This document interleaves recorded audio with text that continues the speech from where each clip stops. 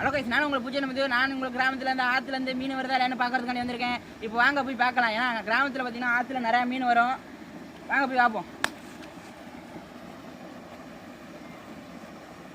இங்கே பாருங்க, மீன் என்ன துள்ளி குதிச்சுட்டு இருக்கு. வாங்க தம்பி, டக்குனு காட்டுற தம்பி.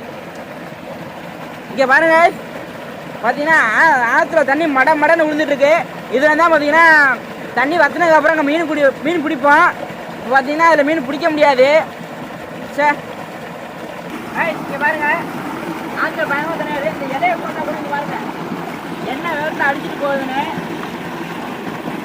அதனால் ஆற்றுல தண்ணி குறைஞ்ச அப்புறம் இதில் மீன் பிடிப்போம். இப்போதைக்கு வாங்க போகலாம்.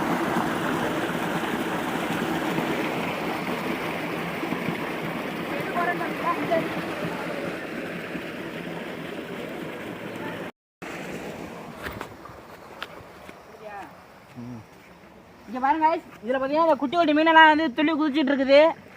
அங்கே இருக்க உங்களுக்கு தெரியுதானு தெரியல. வேற யாருங்க ஆற்றுல தண்ணி குறைஞ்சதுக்கப்புறம் எல்லா மீனும் ஒரு கருவாடு போட்டுலான்னு இருக்கேன்.